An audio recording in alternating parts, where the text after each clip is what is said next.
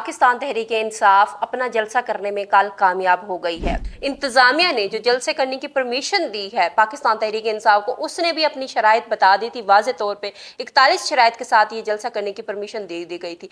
इस शेर अफजल मरवत जो हैं वो गायब रहे। सुनने में आया कि उनको अगवा कर लिया गया है या उनको गिरफ्तार कर लिया गया है, पता नहीं।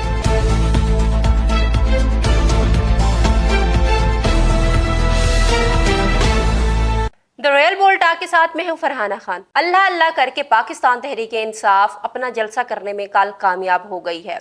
ये इस जलसे का एनओसी जो है कुछ दिन पहले दिया गया था, जब अगस्त का जो जलसा है पाकिस्तान तहरीक इंसाफ का एक बार फिर से मनसूख किया गया इंतजामिया की अपनी जानिब से। उसके बाद उन्होंने कहा कि 8 सितंबर का जो जलसा होगा उसमें आवाम की बड़ी तादाद आएगी और हम बहुत बड़ा जलसा करने जा रहे हैं। ये हमारा हकीकी आज़ादी की तरफ पहला कदम होगा। तो कल का पूरा दिन ही जो पाकिस्तान की तारीख बल्कि शहर इक़्तिदार की तारीख में बड़ा ही कोई हलचल वाला दिन था, बड़ा ही कोई तसादुम से भरपूर, कन्फ्लिक्ट से भरपूर, और जो दिन रहा है कल का वो अपनी तारीख में अपनी नौयत का लिखा जाएगा।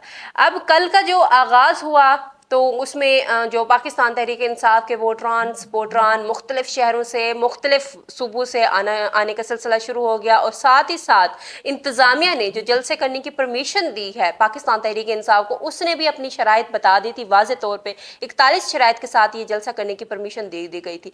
इसके बाद संगजानी के जो SHO हैं उनकी जानिब से एक जो एडवाइजरी है वो भी जारी कर दी गई। होटल्स, केटरिंग और इसके अलावा गेस्ट रूम्स, गेस्ट हाउसेस के जितने भी लोग हैं उनके लिए कि पाकिस्तान तहरीक इंसाफ के जलसे में शिरकत करने के लिए जो भी आएगा उसको ना तो आप खाना देंगे, ना तो आप रिहाइश देंगे, ना ही कोई और ऐसी चीज़ आप देंगे। आपकी दुकानें आज से बंद हैं।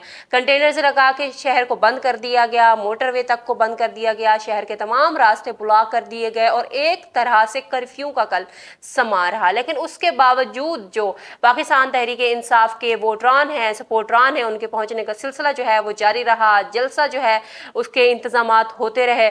जो यहाँ पे सबसे मेन और सबसे अहम जो चीज़ थी जलसे की शराइत में, उन शराइत में एक शर्त ये थी कि जो जलसा होगा वो 4 बजे स्टार्ट करेंगे तहरीक इंसाफ वाले और 7 बजे ख़त्म करेंगे।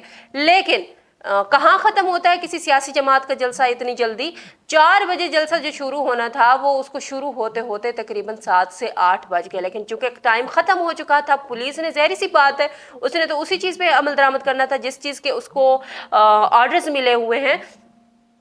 ऐसा हुआ कि जो पुलिस है उसने 2-3 बार कहा कि जलसे का चूँकि टाइम ख़त्म हो रहा है, 7 बज रहे हैं, तो उसके बाद हम कार्रवाई करेंगे। तहरीक इंसाफ को चाहिए कि अपना जलसा जल्दी से ख़त्म करें, लेकिन तहरीक इंसाफ से जलसा जल्दी ख़त्म नहीं हो सका क्योंकि एक तो रास्ते बंद थे, उनके वोटरान अभी उनके जो लोग हैं वो अभी रास्ते में थे, और दूसरा जलसा जो होता है किसी भी सियासी जमात का उसको इतना टाइम लगता ही है।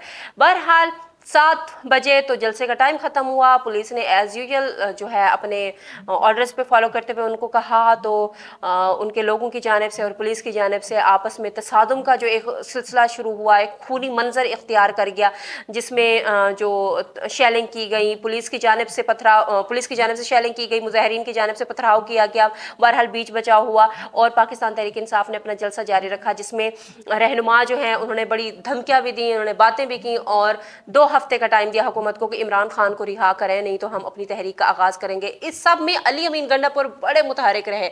शेर अफजल मरवत जो हैं वो गायब रहे। सुनने में आया कि उनको अगवा कर लिया गया है या उनको गिरफ्तार कर लिया गया है, पता नहीं।